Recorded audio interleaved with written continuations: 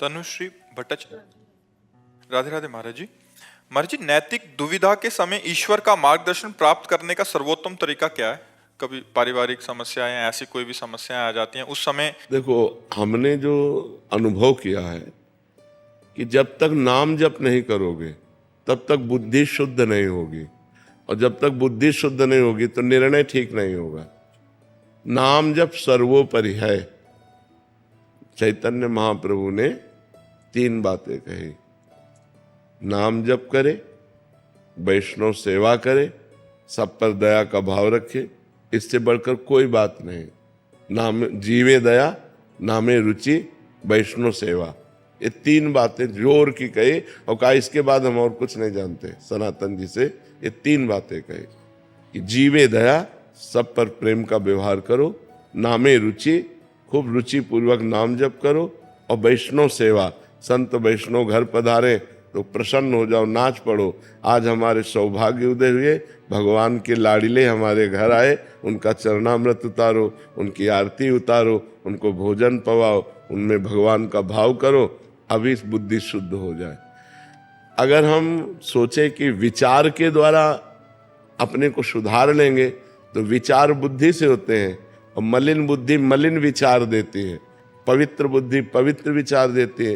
तो हमारा जोर एक बार इस बात का होना चाहिए कि हमारी बुद्धि पवित्र हो, और वो पवित्र होगी भगवान की कथा सुनने से, भगवान का नाम जप करने से, भगवान की सेवा करने से, भक्तों का चरित्र सुनने से, भक्तों का संग करने से। इसी से बुद्धि पवित्र होती है। और जब बुद्धि पवित्र हो जाती है तो पति के साथ क्या व्यवहार करना चाहिए, पत्नी के साथ कैसा व्यवहार होना चाहिए, माँ के साथ कैसा व्यवहार, वो जो पारिवारिक हमारे, वो बहुत सुंदर बन जाता है। पवित्र बुद्धि में होता है हमारे माता हैं, हमारे पिता हैं, बोले नहीं उल्टा बोलते हैं तो उनका बच्चों जैसी बुद्धि हो जाती है। जो वृद्ध पुरुष हैं उनकी बालकों जैसी बुद्धि हो जाती है। हमको जैसे छोटे बालक पर गुस्सा नहीं आता, वो हमारी दाढ़ी नोचे, वो हमें कटु बोले, कुछ भी बोले तो बालक है। ऐसे वृद्ध को भी क्षमा भाव रखना चाहिए। अपने माता पिता, देखो चाहे जितनी सेवा करो, वो कभी ये नहीं कहेंगे कि ये बहुत सेवा करता है, वो कमी निकालेंगे कि बहू हमारे साथ ऐसा बर्ताव करती है, बेटा ऐसा बर्ताव करता है। तो हमें, अगर हम भजन करते हैं, हमारी बुद्धि पवित्र है, तो हर समय पूज्य भाव बना रहेगा कि यार पिता है, यार माता, उनको जो बोलना है बोलने दो, हमारा जो कर्तव्य हम करें। तो अपने जो दैनिक दिनचर्या के कर्तव्य हैं परिवार के, वो तभी हम ठीक से पालन कर सकते हैं जब भजन हो। नहीं तो जरा सी बात में माता पिता को पीट दिया, जरा सी लोभ के लिए भाई भाई की हत्या कर दी, जरा सी बात के लिए बड़े बड़े उपद्रव हो जाते हैं। सब ठीक है, लेकिन बुद्धि भ्रष्ट है तो उपद्रव करके महान विघ्न पैदा कर देती। तो हमको थोड़ी सी बुद्धि अगर शुद्ध हो जाए तो जीवन जीने का तरीका आ जाए। नहीं तो सब भगवान ने व्यवस्था की, लेकिन हमारी बुद्धि ही हमको नरकगामी बना देती है, जेलगामी बना देती है। तो हमें चाहिए नाम जप के द्वारा, सत्संग के द्वारा, शास्त्र स्वाध्याय के द्वारा हम अपनी बुद्धि को शुद्ध करें, आचरण हमारे शुद्ध हो, तो हम अपने परिवार को भगवान की तरह प्यार करें, तो हमारा मनुष्य जीवन जो आनंद के लिए वो निर्वाह हो जाए। नहीं तो कब क्या हो जाए कुछ पता नहीं, बहुत गलत बुद्धि है। कब क्या निर्णय कर दे, कब क्या करवा दे, कुछ पता नहीं है। 1 मिनट में दुर्गति हो जाती है, 1 मिनट में। ऐसे कितनी घटनाएं हैं जिनमें हमारी बुद्धि हमको धोखा दे देती है और हमसे पापाचरण बन जाते हैं। जो नहीं होना चाहिए वो हमसे हो जाता है। इसलिए हम प्रार्थना करते हैं सबसे, जैसे जीने के लिए हमें श्वासों की आवश्यकता है, ऐसे जीवन व्यवहार के लिए हमें भगवान की आवश्यकता है, अध्यात्म की आवश्यकता है। यदि अध्यात्म के द्वारा हमारा माइंड कंट्रोल नहीं होगा तो हमको गलत करवा देगा, हमसे बहुत बुरा करवा देगा। और सब हो रहा है, आप लोग संसार में देख रहे हैं। जहाँ लिखा था अनुज बधू भगनी सुत नारी, 67 कन्या समचारी, इन्हीं कुदृष्टि बिलोके जोई, ताई बधे कछु पाप न होई, वही आचरण बढ़ के हो रहे। क्यों? क्योंकि बुद्धि भ्रष्ट है। तो यदि हमको समाज में सही ढंग से जीना है, स्वयं सुखी रहना, दूसरों को सुख प्रदान करना, तो बुद्धि शुद्ध होनी चाहिए। बुद्धि बिगड़ गई तो सब बिगड़ जाता है। इसलिए हमें नाम जप करना है, सत्संग करना है, अच्छे आचरण करने हैं। इसी से हम ठीक निर्णय कर पाएंगे। विवेक यादव जी, गाजियाबाद से। राधे राधे। राधे राधे महाराज जी। महाराज जी, परीक्षा में कुछ असफलताओं के बाद मन व्यथित रहता है। एक तरफ लगता है कि मैं कहीं अपने साथियों से पीछे छूटता जा रहा हूँ, दूसरी तरफ लगता है अगर सफल नहीं हुआ तो मेरा क्या होगा। महाराज जी, ऐसे में महाराज जी मेरा मार्गदर्शन करें कि हाँ मैं बिल्कुल, ये नई अवस्था में ये सोच तो होती है। अगर बच्चा हम एकाग्रता पूर्वक अपने पाठ को, तो हमें लगता है कि फेल कैसे हम हो गए। आपके ग्रंथ इतने बड़े बड़े नहीं, हमारे ग्रंथ इतने मोटे मोटे हैं। स्वाध्याय हर चीज का 10 साल पहले पढ़ा होगा, अगर वो बात पूछोगे तो अभी 10 मिनट में पूरी उसकी व्याख्या करके बता देंगे। अगर आप प्रयासरत हो, प्रयत्नरत हो, तो अपने विषय में असफल कैसे हो जाते हो। या तो आप ब्रह्मचर्यहीन हो रहे हो, इधर उधर प्रपंच कर रहे हो, अपनी पढ़ाई से विमुख आचरण कर रहे हो, मनोरंजन कर रहे हो। नहीं तो बच्चा, अपने चैप्टर को हमें 1 साल दिया जाता है, 1 वर्ष दिया जाता है अपने चैप्टर को कंठस्थ करने के लिए, पुष्ट करने के लिए। कितनी पढ़ाई होगी, बिल्कुल मतलब जिस विषय में लगो उस विषय में एकदम। तो हम कह रहे हैं तुम्हारा जो चैप्टर है हम उसे कंठस्थ कर सकते हैं। तो हम इतने कमजोर क्यों हैं कि हम फेल हो जाते हैं। अगर ये हो कि भाई टीचर कोई पक्षपात करता है तो बात अलग है, नहीं तो हम फेल क्यों हो जाते हैं।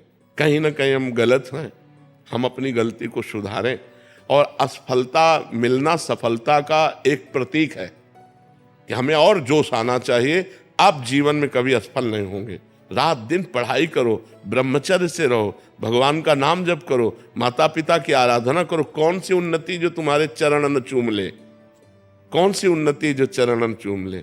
इसलिए हमें तो लगता है कि हम अपने धर्म ग्रंथों को ऐसे याद किए हैं जैसे काका गागा नहीं याद किया जाता, ऐसे याद। उठते बैठते चलते फिरते जो पद है, पूरी 84 जी, पूरा सुधा निधि जी, पूरी सेवकवाणी, पूरी स्फुटवाणी, उसे जिस विषय में लगे तो अपने विषय में लगे, जिस विषय में लगे तो एकदम लगे। तो आप फेल कैसे हो गए। अपने विषय का ज्ञान आपको क्यों नहीं है। ऐसा तो कोई चैप्टर प्रश्न दिया नहीं जाता जो क्लास का ना हो।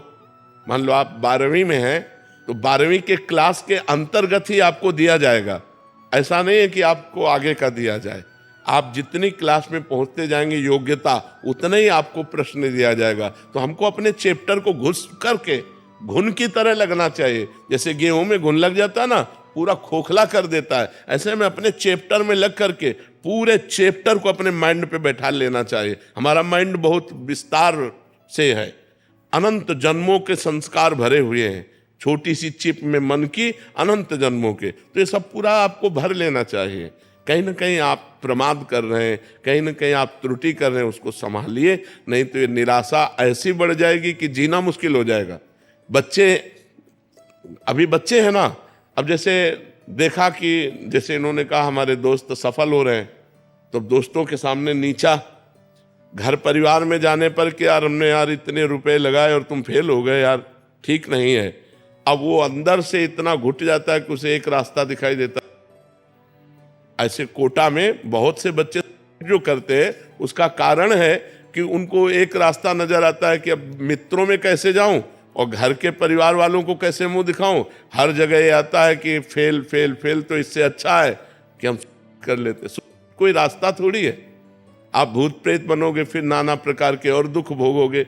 हमें चाहिए कि हम अपनी गलतियों का सुधार करें। मोबाइल में रील देखने में समय बर्बाद ना करें, गेम देखने में बर्बाद ना करें, गर्लफ्रेंड बॉयफ्रेंड वाली झंझट में ना पड़े, इस प्रपंच में ना फंसे। अगर आप सही से चलो और ब्रह्मचर्य धारण करो तो ब्रह्मचर्य में इतनी सामर्थ्य है कि सब कुछ याद हो सकता है। बच्चा सब कुछ याद हो सकता है।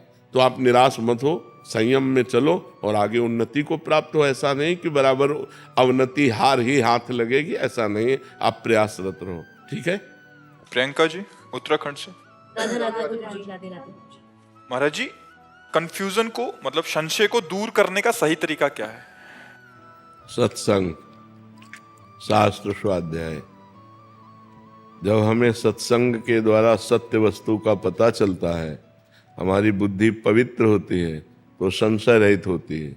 जब शास्त्र स्वाध्याय करते हैं हमारे को ज्ञान होता है धर्म क्या है अधर्म क्या है, उन्नति के लिए कौन से आचरण चाहिए, अवनति कराने वाले कौन से आचरण है, कौन से आचरण स्वर्ग ले जाते हैं, कौन से आचरण नरक ले जाते हैं, कौन से आचरण भगवत प्राप्ति कराते हैं, तो हमारी बुद्धि पवित्र होती है।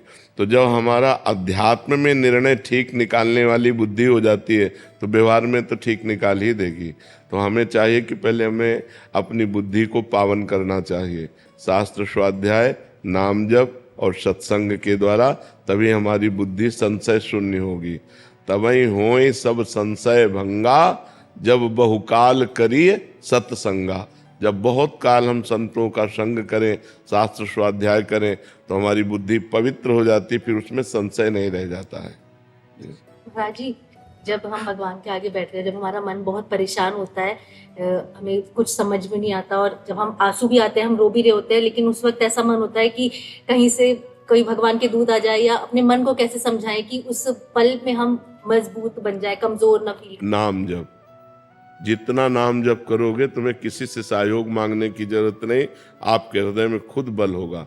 जितना नाम जप, हम इसीलिए चिल्ला चिल्ला के कहते हैं आप सब नाम जप करो। नाम जप से बुद्धि पवित्र होगी, नाम जप से तुम्हारी कामनाएं पूर्ण होंगी, नाम जप से तुम्हारी असत कामनाएं नष्ट होंगी, नाम जप से तुम बलवान बनोगे और मन को अपने अधीन रखोगे, इंद्रियों को अधीन रखोगे। नाम जप से हर समस्या का समाधान तुम्हें मिल जाएगा, नाम जप से हर दुख को सहने की सामर्थ्य मिल जाएगी। नाम जप में बहुत सामर्थ्य है, इसलिए निरंतर नाम जप करो। हर प्रश्न का उत्तर नाम जप है। नाम जप नहीं है तो जीवन में कुछ नहीं है। कोई प्रार्थना तुम्हारी नहीं सुनी जाएगी यदि नाम जप नहीं है, ध्यान रखना। नाम जप नहीं है तो प्रार्थना भी नहीं पहुंचेगी, और नाम जप है आर्त भाव से पुकारा तो सब बात बन जाएगी। आलोक भारद्वाज जी, राधे राधे महाराज जी। राधे राधे महाराज जी। महाराज जी, आप कह रहे हैं कि राधा रानी की कृपा से 1 वर्ष से आपका सत्संग सुन रहा हूँ। महाराज जी, आप आंखों से देख नहीं पाते, तो कह रहे हैं कि मुझे भगवान के दर्शन कैसे होंगे, मुझे तो दिखाई नहीं देता। इन आंखों की जरूरत भी नहीं है, भगवान इन आंखों से दिखाई भी नहीं देते। इन आंखों से केवल माया देखी जा सकती है। 3 गुणों से रचित जो माया है, केवल माया देखी जा सकती है, मायापति को नहीं। मायापति को देखने के लिए दिव्य दृष्टि होती है और वो अंदर में होती है। तो जिस दिन भगवान तुम्हें दर्शन देना चाहेंगे उस दिन अंदर की दृष्टि खोल देंगे, भगवान का साक्षात्कार हो जाएगा। इन बाह्य दृष्टि से तो भगवान को देखा भी नहीं जा सकता है। तो सर्वत्र कोई कण ऐसा नहीं जहाँ भगवान ना हो। हम भला देख पाते हैं क्या? नेत्रवान होते हुए भी अंधे हैं। केवल माया का रचा हुआ शरीर, माया का रचा हुआ संसार देख पाते हैं। तो भगवान को देखने के लिए जो दिव्य नेत्र चाहिए वो कभी अंधे हो ही नहीं सकते, वो अंदर विराजमान है। नाम जप करो, भगवान तुम्हारे भाव में आकर तुम्हें दर्शन दे देंगे। अभी आप जो सोचते हैं वो झांकी अंदर देख पाते हैं कि नहीं? कोई ना कोई, भले संसार की हो। हमारे जैसे कोई मन की चीज हो तो वो, हाँ, तो मन की आंखों से तुम देख लेते हो ना। हाँ, मन की चीज आ जाती है। हाँ, जैसे कोई आप कल्पना कर रहे हो, तो आप मान लो कि महाराज जी कैसे हैं, आपने कल्पना की, तो आपके अंदर आई झांकी कि नहीं आई? लेकिन हाँ, इमेजिन हो जाएगा, एक समझ में। जैसे हम आपके सामने बैठे हैं और आप भावना करो कि सुना है ना कि वो कैसे हैं, तो आप कल्पना कर सकते हो कि वो कैसे हैं। तो आपके मानस पटल पर वो झांकी आ जाएगी जैसी आपने कल्पना की। हाँ, आ जाएगी ना। हाँ, तो इसका मतलब है कि वो नेत्र हैं जिन नेत्रों से हम भगवान देख सकते हैं, क्योंकि जो ही हम भावना करेंगे वैसे ही हमारे अंदर भावना में भगवान जाकी रही। भावना जैसी प्रभु मूर्ति देखी तिन तैसी। इसलिए तुम नाम जप करो, ये तो चिंता मत करो कि बाहरी नेत्र नहीं तो हम भगवान को कैसे देख पाएंगे। अंदर के भगवान तो तुम्हारे अंदर बैठे हुए हैं, जिस दिन कृपा करेंगे अंदर ही मिल जाएंगे। तुम्हें चिंता नहीं करनी, ठीक है? और खूब नाम जप करो, प्रसन्न रहो। ये कभी शोक मत करना कि मेरी आंखें नहीं हैं। नहीं, जिनकी आंखें बाहरी नहीं होती उनकी आंखें भगवान होते हैं। चिंता मत करो, ठीक है जी। टीना जी, जोधपुर से। राधे राधे महाराज जी। महाराज जी, हम जो भी नया कार्य करते हैं उसमें हमें विफलता ही मिल रही है, तो क्या ये एक समय का फेर है या थोड़े समय के लिए नया कार्य रोक देना चाहिए ऐसे? नहीं, पूर्व में हमारा प्रारब्ध जो है वो अशुभ जोरदार है, इसलिए हमको सफलता नहीं प्राप्त हो पा रही। जैसे हमारे दो प्रकार के कर्मों से शरीर बना हुआ है, शुभ कर्म मतलब पुण्य, अशुभ कर्म मतलब पाप। जब हमको दंड भुगताया जाएगा तो विपत्ति, असफलता, पराजय, तिरस्कार, अपमान, निंदा ये हमको मिलेंगे, क्योंकि इन्हीं के द्वारा दुख हमें प्राप्त होता है। और जब हमारे पुण्यों का नंबर आएगा तो सफलता, सम्मान, प्रशंसा, सत्कार ये हमको प्राप्त होंगे। तो हमें धैर्य रखना चाहिए, कार्य को रोकना नहीं है, कार्य को हमें करते रहना है। हम एक दिन विजय को प्राप्त होंगे, क्योंकि वो पाप कर्म बराबर थोड़ी बना रहेगा, वो भुगता के खत्म हो जाएगा। अच्छा, उसको जल्दी नष्ट करने के लिए नाम जप करो, भगवान का नाम जप करते हैं, एक नियम लेकर के नाम जप करो। वो काउंटर चला है आजकल नया, तो एक गिनती रखो, 10,000 नाम, 20,000 नाम, 50,000 नाम, रोज नाम जप करो, भगवान से प्रार्थना करो, पूर्व प्रारब्ध क्षय होगा, हर कार्य में सफलता मिलती चली जाएगी। और कोई भी कार्य करने के लिए भगवान का सुमिरन करना अत्यंत आवश्यक है। हनुमान जी लंका में जब प्रवेश हुए तो कैसे प्रवेश हुए? भगवान का सुमिरन करते हुए। प्रविश नगर की जय सब काजा, हृदय राख कौशलपुर राजा। भगवान का हृदय में चिंतन है तो विजय ही विजय है। भगवान का चिंतन करो, कभी गलत आचरण मत करो और नाम जप करो। आज नहीं तो कल सफलता जरूर प्राप्त होगी। आशा गोस्वामी जी बरसाना से। राधे राधे महाराज जी। महाराज जी, जब भी मेरे ऊपर कोई परेशानी आती है, श्री जी मेरे साथ रहती है, मुझे पूरा पक्का भरोसा होता है कि मेरे साथ कुछ गलत नहीं होगा। लेकिन कुछ समय बाद कभी कभी कुछ बात पे भरोसा टूट जाता है महाराज जी, ऐसे में टेंशन होने लग जाती है, मेरे साथ ऐसा क्यों हुआ, क्यों होता है महाराज जी? राधा नाम जप करो, अधिक से अधिक राधा नाम जप करो, तो हमारी जब बुद्धि पवित्र होगी तो संशय नहीं होगा। थोड़ी बुद्धि मलिन है तो उसी में संशय उत्पन्न हो जाता है, और नहीं तो भरोसा करो। लाडली जी तो परम कृपालु हैं, परम दयालु हैं।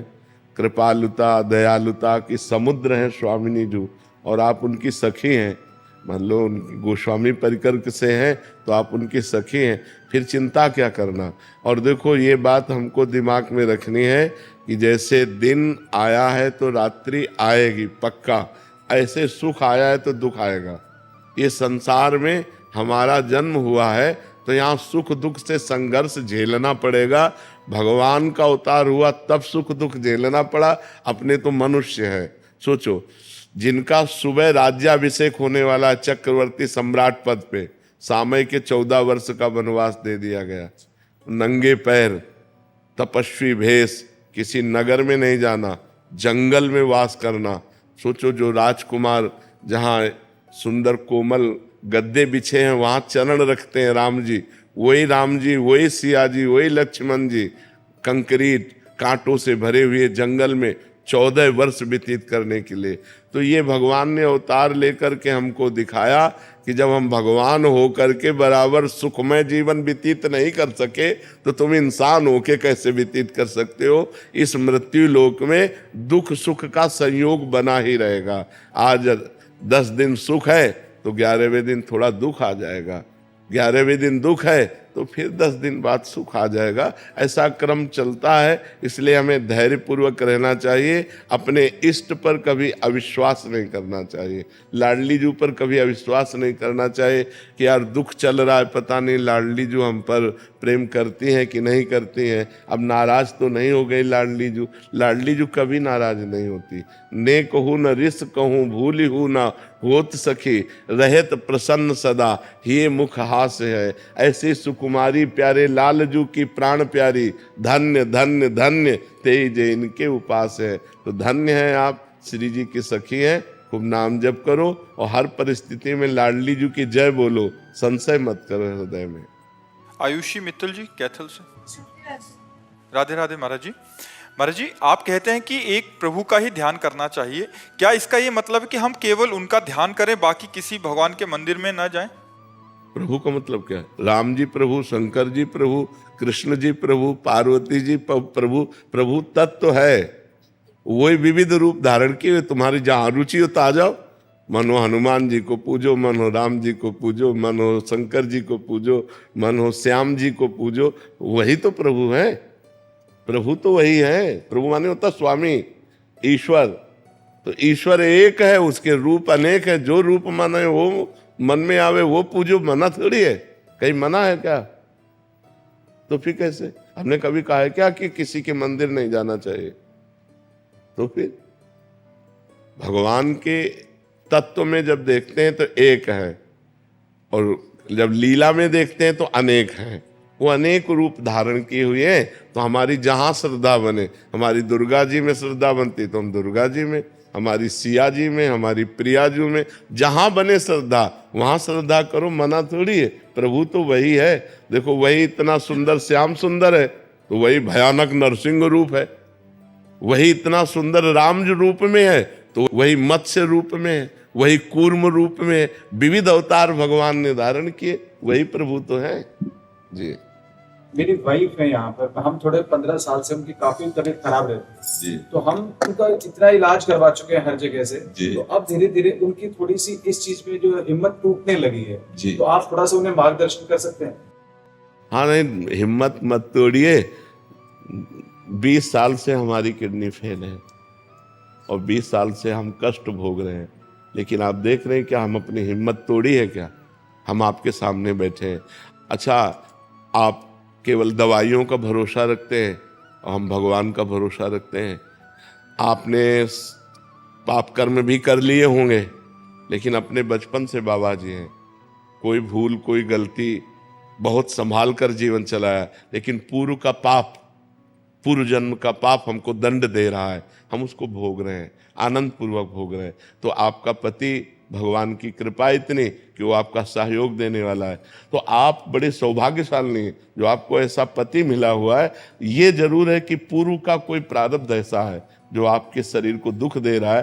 तो नाम जप करते हुए भगवान के आश्रित से इसको सहो। जैसे अब हम अपने मन को रोज समझाते हैं, बस शरीर छूटा कि भगवान के दरबार में जाना है, चुपचाप सह ले, तो आनंद पूर्वक सह रहे। तो ऐसे चुपचाप नाम जप करते हुए सहती जाओ, और आपको तो दवाइयाँ भी मिल रही, सब व्यवस्था है, भगवान की कृपा है। आप ऐसे निराश मत होइए और हताश मत होइए। हम आपके साथ उदाहरण हैं। 20 साल से किडनी खराब है और रोज अतरे दिन रोज डायलिसिस हो रहा है। कितनी परेशानियां हैं।